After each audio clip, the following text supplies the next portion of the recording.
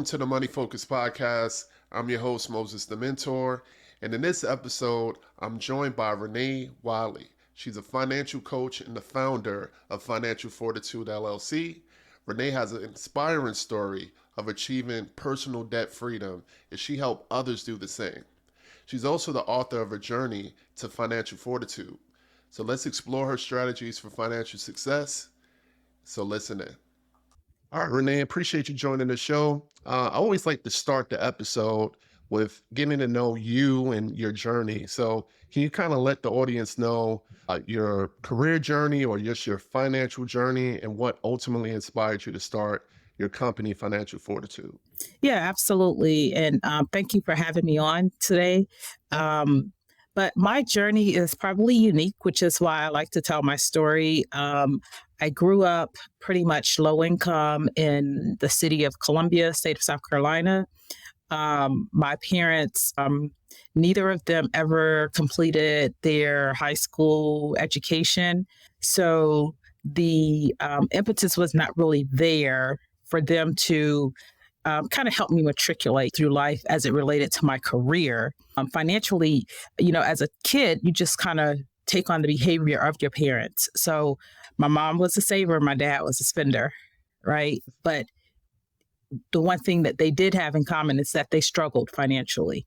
And I think subconsciously, because I never grew up like with this like at the forefront of my mind, but I think subconsciously, I just never wanted to be in the situation that they were in. So I did pick up from my mom the saving part of the journey that I saw her and dad take. And I always applied that to my life. And so I've always just been averse to debt, period. Don't like it.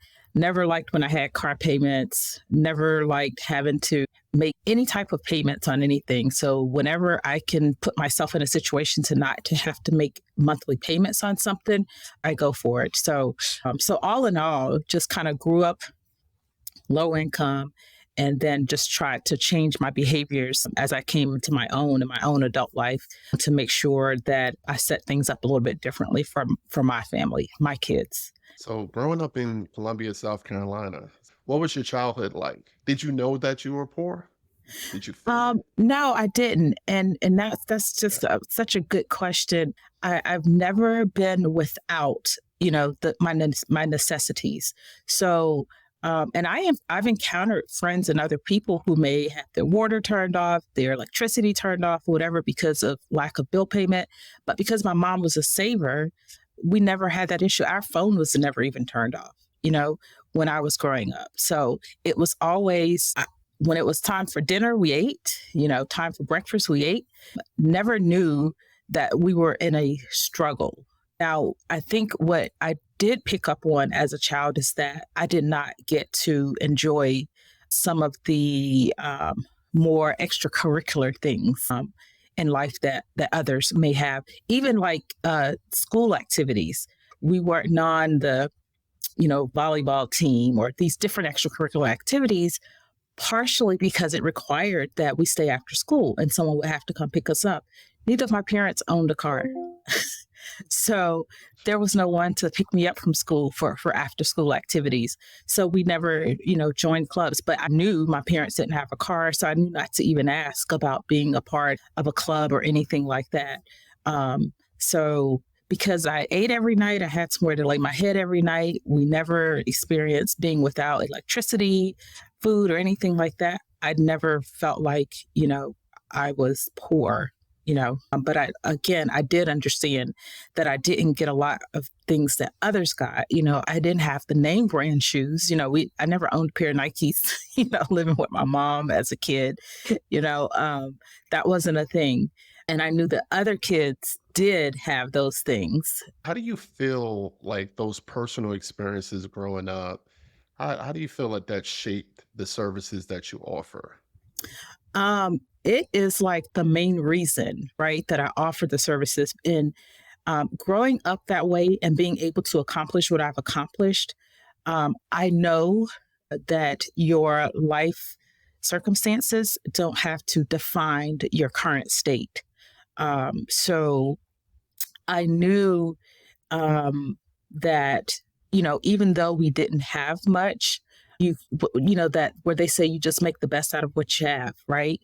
And I think that's what I did. I never thought about what I could not do, right? I only knew what I wanted to do and I just did it, right? You know, how some people let different things dictate how they move or where they move. I'm not going to be able to do this based on my race, or I'm not going to be able to do this based on my social economic status. Those thoughts never even entered my mind. It was just, this is what I want to do. So I do it, right?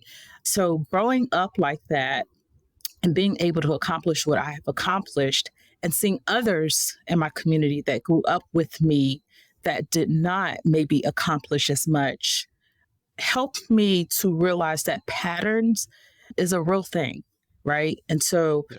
I was like dead set on breaking that pattern for my family so that I could leave a better legacy for my children. And so seeing all of that growing up made me want to help other people to get out of debt, made me want to see other scholars go to college without coming out with thousands and thousands of dollars worth of, hundreds of thousands sometimes worth of student loans.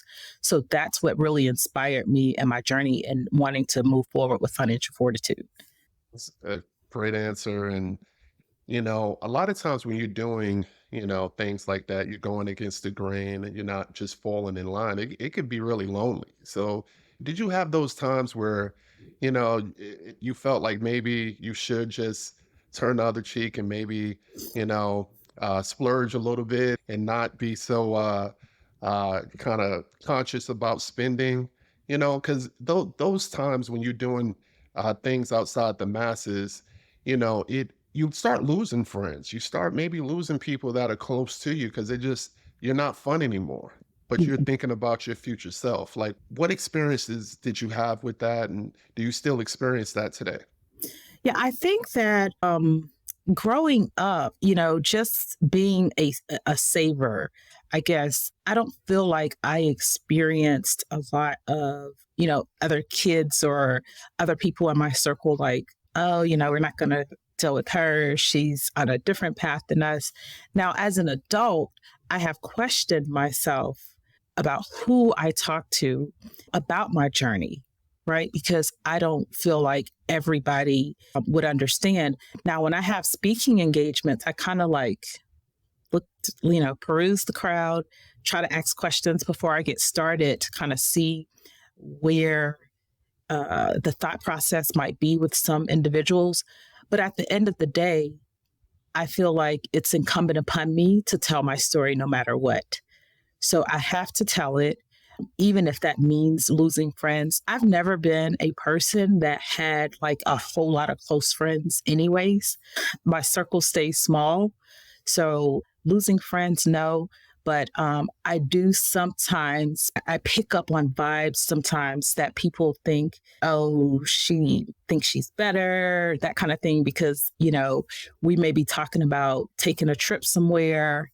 And I'm like, oh, yeah, let's do this. Let's do it big. And they're just like, everybody hasn't paid off their mortgage, or everybody doesn't have their car paid off for day, that kind of thing. And I'm like, okay, sorry.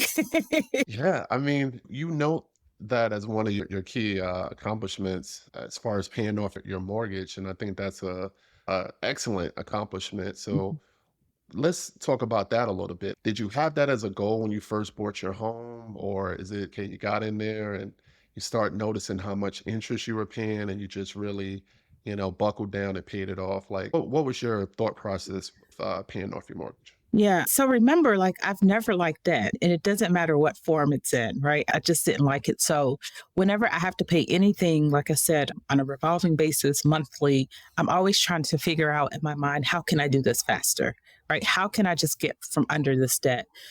So when I first purchased my home, I did the traditional 30-year, like not everybody else, but like a lot of people, or what they try to sell you initially. So I did that. And then I took a class. My sorority was actually facilitating Financial Peace University, which is a class that Dave Ramsey, the financial guru, created. So they facilitated the session, and I started going to this class. And this was maybe I would have to say about 15 years ago, because my son is 15 and I remember he was an infant when I was doing this class. And that class was really what, I guess, it like lit a fire, right? Because I'm learning all of this new stuff and hearing all of these new things. And so, like, I would come home and I would just go and tell my husband, hey, look, I learned this tonight. So I would just learn all of these different things about interests and all of that. So after learning more, they say when you know better, you do better. So I was learning more. I refied my mortgage to from a 30 to a 15. And at the time, it was around that 2008 time frame when the bubble burst.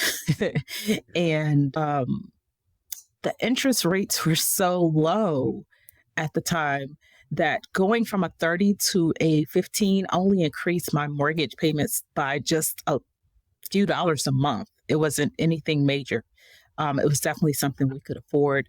Once I did that, went from the 30 to the 15, now I'm like, okay, how can I pay it off in less than 15 even, right? So I'm trying to figure out how to do that.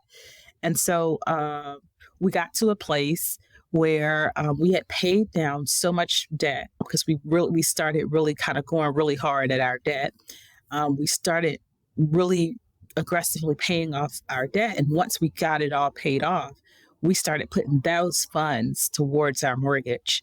So that 15-year mortgage, I ended up paying off in like 8 years.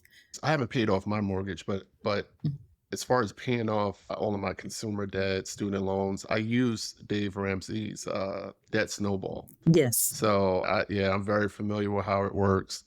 And yeah, it can really give you that momentum and drive to do it. But over the course of that time, I'm sure you had to make some sacrifices. Maybe you tell me, I don't want to put words in your mouth, but I know during my course of paying down my debt, we didn't go on big vacations. We didn't have big birthdays. We didn't buy up a new wardrobe. Or that short-term sacrifice for long-term gain, like how important that is on your quest for financial independence. It's very important. If I could explain in one word, how I was able to do this, it would be discipline, right? So again, like I've just never been the person that wanted a whole lot, like even my cars. I keep my cars. My car that I'm driving now is a 2012, right? And I'm thinking about maybe getting a new car this year. I'm not certain, but I'm kind of afraid that now that I have over 200,000 miles on it, it might not last me as long as I want to. So I've never been one that, had to have, and I think this comes from my upbringing because I couldn't have. I got used to just not having, right? Not having, the name brand purses and shoes and all that stuff. I just want to look nice, right? And so it doesn't matter what name is stamped on it. So I think doing that and being able to do that made it a little less painful. There wasn't a whole lot I had to get rid of. I would say that for vacations, because my family, we do think vacations are very important because I grew up in my family, it was my sister, my brother, myself, and my dad and my mom. And they divorced when we were pretty young. I think I was about 6 years old. But even in that time, like we've never had a family vacation.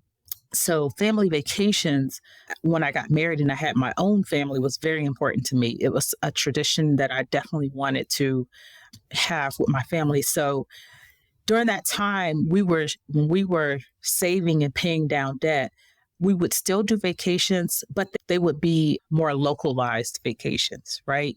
I remember we spent a few days in downtown Atlanta. We booked a hotel down there and just, because I'm in the city of Atlanta. So we booked a hotel down there to the kids partake in the pool and all that and do things like that. Or maybe we'll go to a closer state, maybe Tennessee or something closer.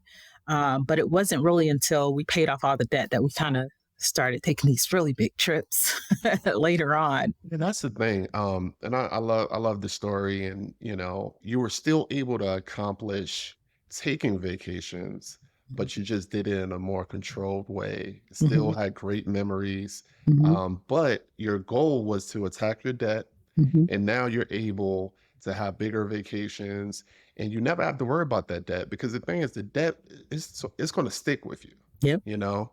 So if you just keep paying minimum payments and putting a band-aid on it, you're never really able to thrive. Yep. So, you know, on my social media, sometimes I see a lot of people, they always have that little, oh, I'm at the airport, and they Right. flying all across the country. And, I'm not trying to be nosy, but I just wonder, like, how are they able to do this? You know, my wife and I, we got great corporate careers, we got businesses, and we don't do this. You know what I'm Right. saying? So I just always wonder how it happens. And without knowing the ins and outs of what they're doing, I suspect that a lot of people are just using credit. Yeah. They're just Absolutely. using credit. Absolutely. So it sounds like the way you actually got through that short phase of, taking local trips or maybe not splurging on certain things, is that you became content. You were content with certain items, and based off your upbringing, it was fine with you. Do you run into any of your clients or people that you mentor or coach? Do you give them some best practices to kind of help them with that kind of YOLO mentality, that you only live once, and, this abundance mindset that, you got to do it now or never? Like, how do we break through that to get people to understand that this short-term sacrifice is really ultimately to help you live in abundance? Yeah, I mean, it depends on the client, right? So if I have a client that's, I guess middle aged, whatever, in that window, and they have kids going off to college or that are in college, and so part of the reason they're coming to me is because they are struggling financially, mainly because of student loans, right? Mm, So that's why they're even coming to me. So the way that I think I kind of grasp them and help them understand, you want to get out of this debt, is I always tell them, do you want your child to be in your situation, right? You graduated college probably 30, 40 years ago, and you're still trying to pay back student loan debt from 30, 40 years ago. Do you not understand that you're setting your child up to be in the exact same situation that you're in now, right? They're going to graduate from college and they're going to have, this enormous amount of debt or what have you. So that's one way, I guess you can say, to kind of reach them, to help them right. understand how important this is. Some people, I just simply give them my story, right? I grew up low income. I mean, my mom, she had to get assistance from the government to help take care of us. Um, you don't want the government controlling your life, because that's pretty much what it is when you have to depend on them. You just want to take a different route. And that gets a lot of people's attention as well. So it's different things, different strokes for different folks, like they say, but it just depends on who I'm speaking to. If I'm speaking to a younger person, someone maybe in their early 20s, I'm already applauding that they're even a client, right? Because that means Yes. that they are forward thinking. So it doesn't take a lot to convince them, right? Because they came to me at such a young age. They're already thinking building wealth, right? So it doesn't take a lot to convince that age group. It's just the older community. But when we dig in and see where those funds are going, sometimes they're embarrassed or what have you. And I'm like, Yeah. it is what it is. We're just trying to get out of the cycle. Exactly. So talk to us about your book. So your book came out, did it come out last year or 2023 or 2022? It actually came out 2020. Um, 2020. at Okay. the height of COVID is when I wrote the book. It was the end of 2020. that the book came out. And I wrote the book because I would do these speaking engagements all the time. I would get, booked to do these speaking engagements. And, at the end, when I have the opportunity for the attendees to ask questions, there would always be someone that would raise their hand and say, "Where can I find your book?" And I was like, "I don't have a book." I was like, I don't want to, have to tell individuals that anymore, that I don't have a book. So, interestingly enough, while I was thinking about this, COVID happened. So no longer am I taking the kids, dropping the kids off at school and bringing them back home and taking them to football practice, baseball, soccer. I'm not doing any of that stuff anymore because everything is pretty much shut down. So it just dawned on me, this is the perfect time to pen a book. So I sat down and I just wrote a book about my journey. I talk about my personal journey, how I grew up and what that was like. And then I give people the steps that I took to get myself out of debt, because that's why, I am able, that's why I have credibility, right, in telling this story, is because I too was in debt. I mean, I was in $75,000 worth of it. That wasn't including my mortgage. So I had debt too. So I know all too well the struggle. I know what it feels like. I know that the weight that it is. I know how it makes, how you feel shackled. I know, going to bed at night, hoping that check is in the mailbox when I get up in the morning. And where, if I can help somebody not have to go through that, or if you're going through that, share with them how you can get out of that. Like, I'm all in doing that. So that's really what my book is about: a journey to financial fortitude. And then here, my subtopics: how I paid off $75,000, went to college debt free, and paid off my mortgage. So that's my book. And so I just love sharing my story, because I think that sometimes people, they hear you say you can get out of debt and these different things, but what they don't understand, but they don't have somebody that can relate, right? And I'm definitely relatable to a lot of people, not just because I grew up low income, and there are a lot of people that grew up low income, but just because a lot of people have been in debt, a lot of people are in debt, and so was I. Now that you're out of debt, I Mhm. mean, describe a little bit, because that journey through getting your debt under control, a lot of people will probably dread that. But what do you feel today? Like, what are some descriptors of how you feel knowing that you don't have this debt on you in your family? Freedom, just Freedom. that freedom alone. Um, peace of mind.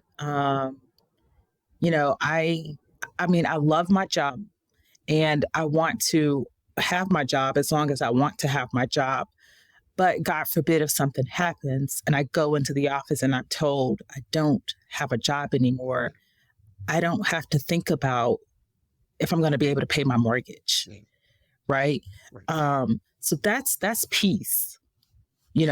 That's freedom. So it's a very freeing experience. It's gratifying. It's also humbling too, because once you don't have debt, you realize you're in another class, right? You're in a different class, because most people have debt. Most 76% of Americans live paycheck to paycheck. That is a lot of people. I believe the last, I think it's 55% of people who are six figures live paycheck to paycheck. Absolutely, absolutely. So that's a misconception people have, like, hey, if I just make more money, I'll be okay. But what happens is people fall into the trap of, I make more, so now my lifestyle creeps up as well, because I'm a director now. I have to have a BMW, Right. I have to have 8,000 square feet. You know what I'm saying? So Mhm. you start building a life to try to match your salary, and what ultimately happens is that you're not getting forward. You just have nicer stuff. Yeah. And stuff means debt is almost synonymous a lot of times. Yeah. And what I love that you said as far as that freedom, and your story about going into the office, you love your job, but if something were to happen, you're not going to be financially crushed based off what this corporation decides to do. Mm. And that's why I always tell people, like, hey, you have to tackle your debt, you have to live off less, and because you don't want to be in a position to where someone can just give you a pink slip and you just crush. Yep. I had a video on my page and got a lot of comments because I pretty much said that, when people are worried about layoffs, it's typically a reflection of their financial status. It's not because, oh my goodness, I love my job. You love your job, but you're probably in the minority. Most people are there to just truly pay their bills and survive. Right. And it's so freeing when you know that you're here, but financially, if something happens, it's not going to, throw you for a loop. Right. So I always tell people with a job, make sure that you're obtaining transferable skills, Yeah. because a job it's an exchange. You exchange your time, your skills and experience for your pay. Yep. Most people lean into their job and they act like, they're so dependent to it. And if the job takes this away from me, I can't survive. But I think that's a mindset that you have to change, because if this company doesn't want you, company B that needs that same skill set will want you and they'll pay you for it. So you Absolutely. grow your skills, live within your means, and tackle the debt. I Mhm. think that's really key. Yeah. It's all about behavior at the end of the day. And I use the word discipline because that is what it is. It's behavior. Are you stopping every morning at Starbucks? I always ask my adult clients, are you still funding your kid's cell phone bill? And usually it's yes. Why? They're an adult. They have a job. So why are you funding their cell phone bill? But you're asking me, how can I get out of this debt that I've accumulated?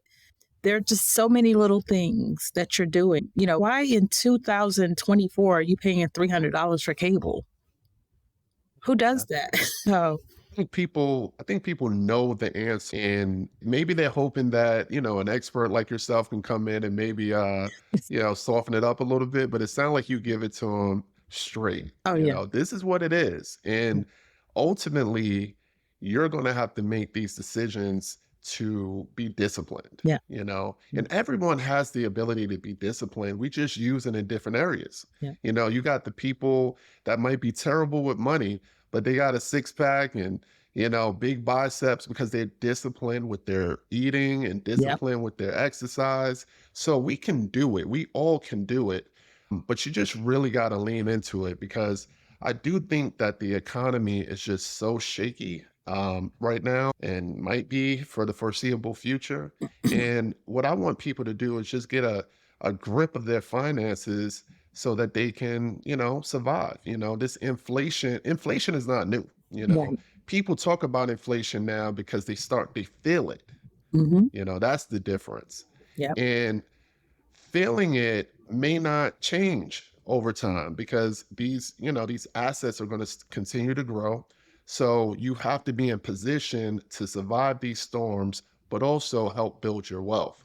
And that was going to be my next question. We talked a lot about debt. Mm-hmm. Do you talk to your clients about actually, building wealth? Because, you pay down your debt, but that next layer, do you go into wealth management at all?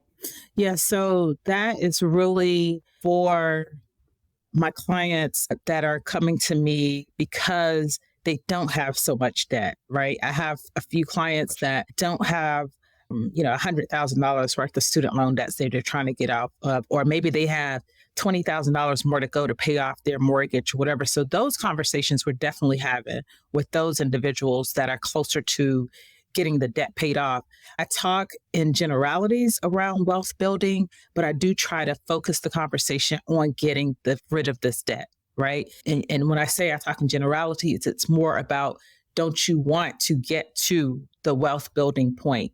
Because as long as you have debt, you're not really saving, And I have a lot of people that tell me, well, I have $20,000 worth of debt, but I have $40,000 in the bank.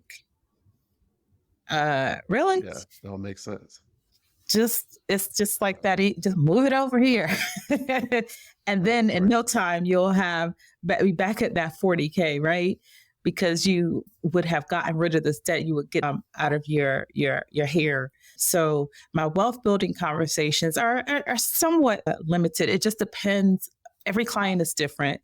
Depends on where they are in their journey. I have clients sometimes that have gained an inheritance and trying to figure out what Yeah. to do with that.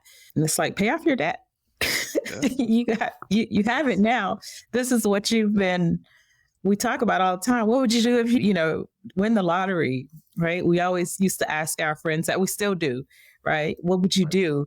do that thing with the money? But I try to reserve a lot of commentary to my clients that are trying to get out of debt about, wealth building and investing, because I don't think that I think it's okay to invest, but I just think you should be more focused on getting that debt out of your hair before you really start trying to put all this money over here into investing. Like, let's get the debt off the table and then we can invest more.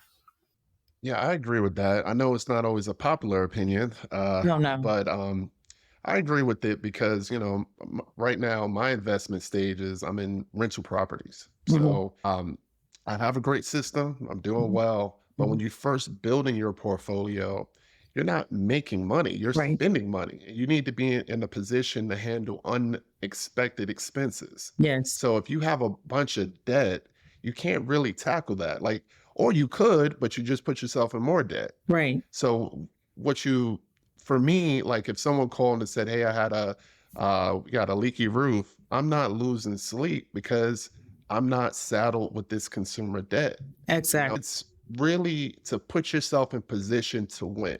Get rid of this bad debt and go ahead and then move into the wealth building part. Yeah.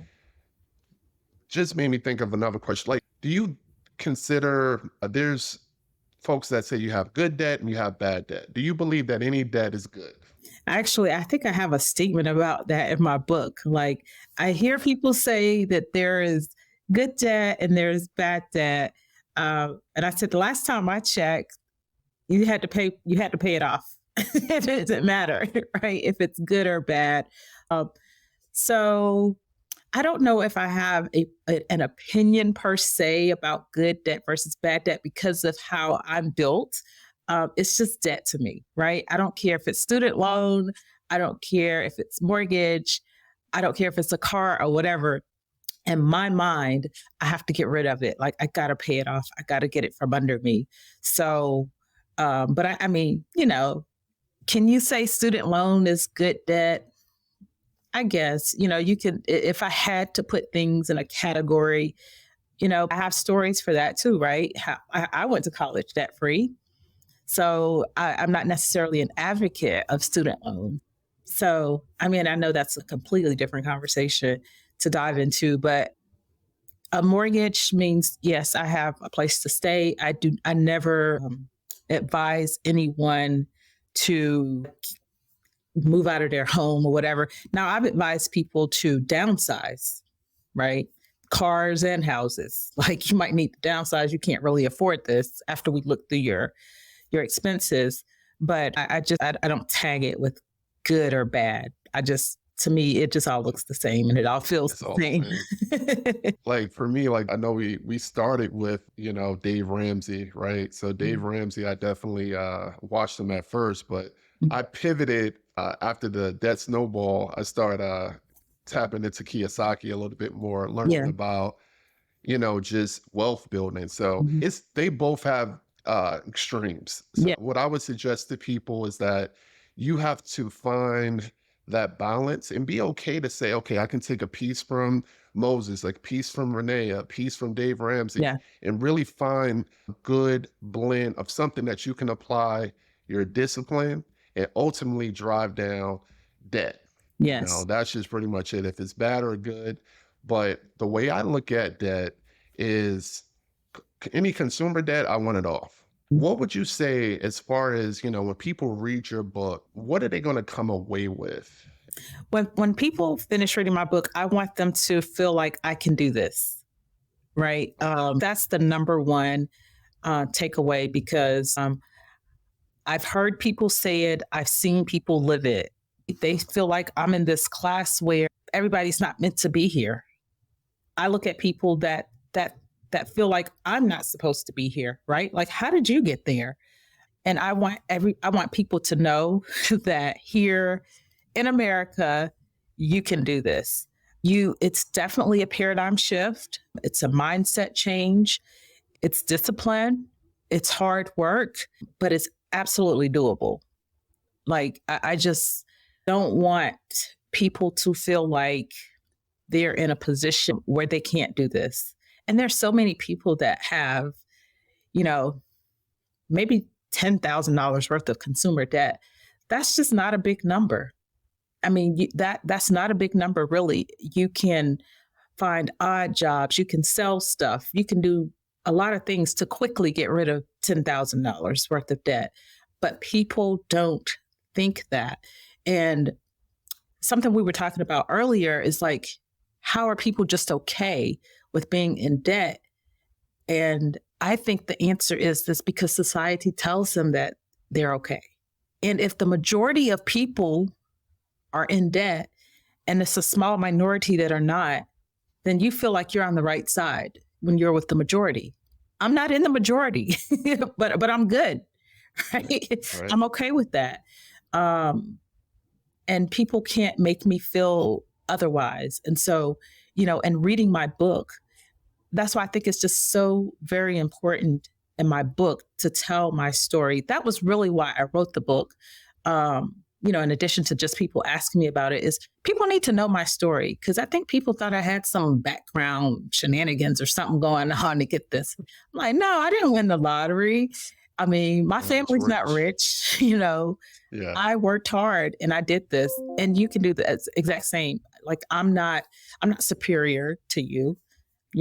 Some of you, I grew up next door to you, right? So why am I thriving in this space and you're not?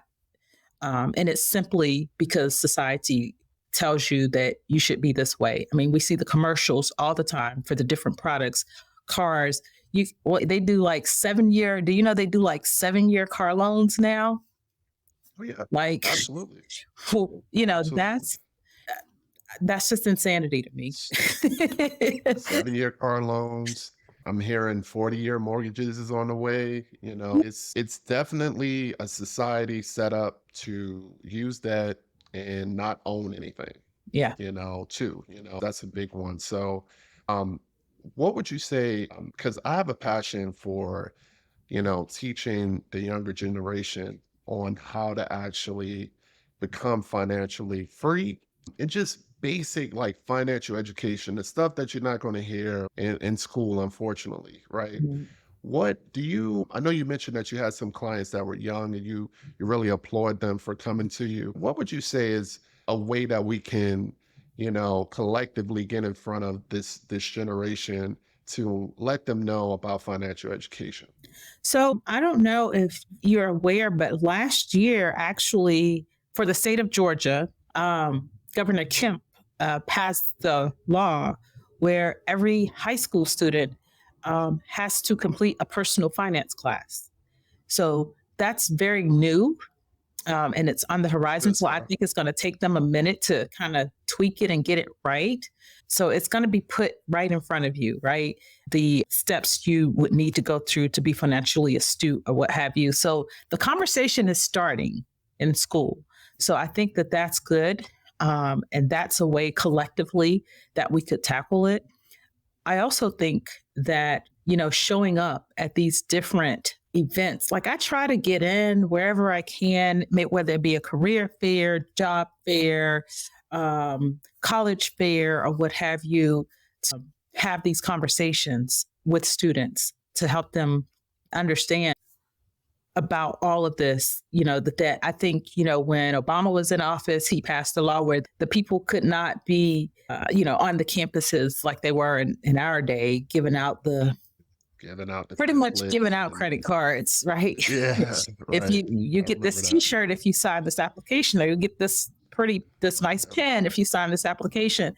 So I think things like that and help. The goals that I want to have is just making it relatable. And that's the reason why I invited you on the show, bringing people on that are relatable, that can share their journey, right? Mhm. And where people could say, man, if I just lean in a little bit in this area, I can experience those things that she's talking about. Mhm. So that's number one. Another thing that I know that you have a lot of experience on that I want to ask you to touch on is just student loans. Like, you know, how to go to college at a lower cost. I'm sure you have your services on where people can reach out to you, but what advice can you give us, some high level advice about funding college and not having to go into a high state of debt to just get an education? So I think there's several factors. One is choosing a school that you can afford, right? A lot of our scholars, they want to go to the school that mom went to or the school that dad went to. Or like my son, who he's only in 10th grade, but he's already like, I don't want to go to school in the state of Georgia. Like, I don't want to go to school here. Like, I want to go to school somewhere else. So first, I think educating our kids on um, the benefit of going to school locally, even starting out your career and maybe at a not so big and popular school. Like in the state of Georgia, if you go to, say, like a Georgia perimeter college, um, if you go to any school in the state of Georgia and what they call the Georgia University system, 100% of your credits transfer when you're ready to go to that bigger school. So why not pay the lesser amount for your credits? And I've heard podcasts where professors, they teach in the daytime at the big popular school, they teach at the nighttime, and the community college, same material, same course. You just pay 90% more at the popular college. So Exactly. that's a way to tackle that. And then, last but certainly not least, are scholarships. There are a plethora of scholarships out here. Last time I did my research, I think it was 2018, $3.6 billion left on the table in scholarship funds because the scholarships were there, but the students didn't apply for them. So that is also key. I remember my senior year of and I talk about it in my book, where I applied for a scholarship my senior year in college, and I won that scholarship. And when they called to inform me that I won the scholarship, they told me I won they told me I won by default because no one else applied for it. So I mean, and that's Wow. just my story. So in every semester, I would win at least 5 scholarships because I would apply for so many. It's kind of like the lottery. If you don't put your name in the hat, there's no way that it's going to come out. Right. So Right. get your name in the hat, and that's part of, you kind of alluded to some of what I do with helping my clients find scholarship fund. I tell scholars, I tell parents, I sit here, I spend a lot of time coming back to you with a list of these scholarships that you're eligible for, but it means nothing if you don't apply for them. You have to take the time and apply for them. And again, I go back to even when we were talking about debt and getting out of debt, just like that's discipline and a lot of work, so is applying for scholarships.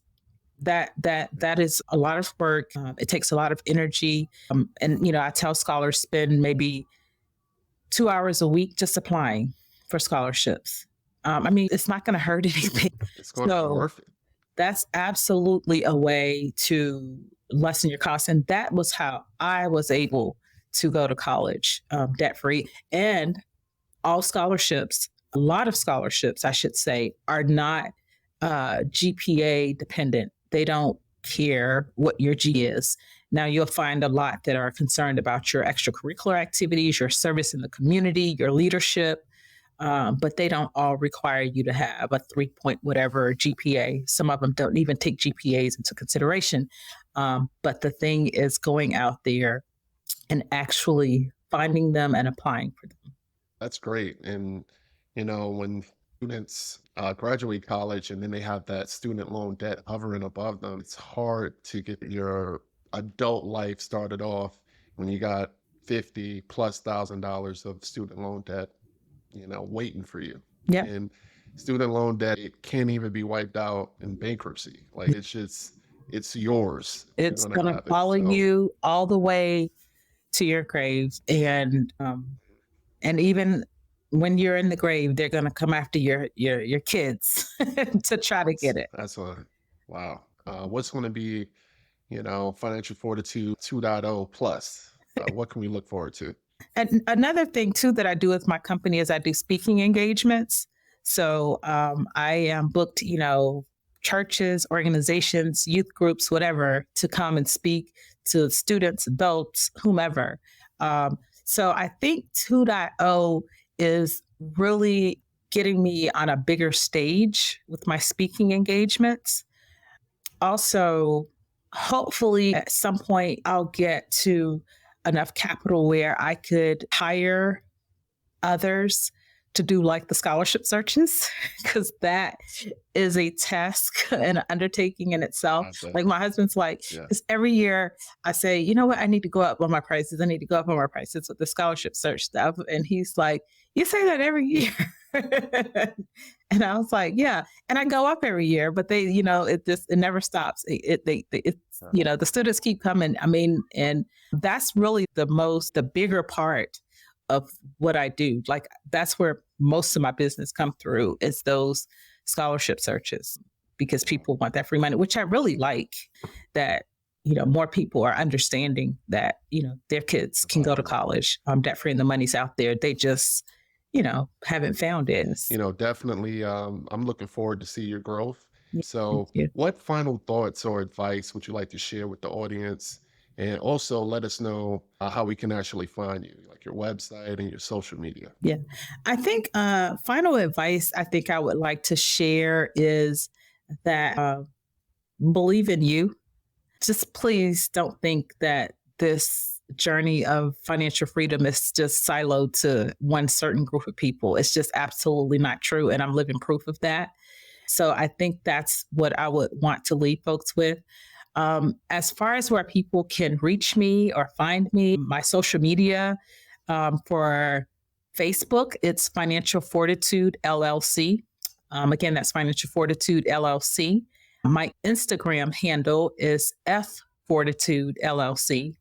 F Fortitude LLC. And I also have a LinkedIn, which is Financial Fortitude LLC. So it's the same pretty much on all of my platforms. So that's the best way to find me. And I also have a website that will take you to these social media links, which is www.financialfortitudellc.com. And I'll make sure to put all that information in the show notes. You sound like you got great branding across the board, so it should be easy to find you. But I'll make sure that it's in the notes for everybody. So again, thank you so much for joining the show.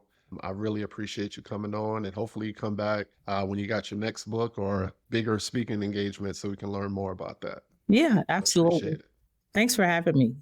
So Renee, thank you again for sharing your wealth of knowledge and your inspiring story with us. And to my listeners, remember to check out mosesthementor.com for more empowering content, and make sure to subscribe to Moses the Mentor on YouTube. So stay focused on your financial goals, and until next time, keep thriving. Let's go.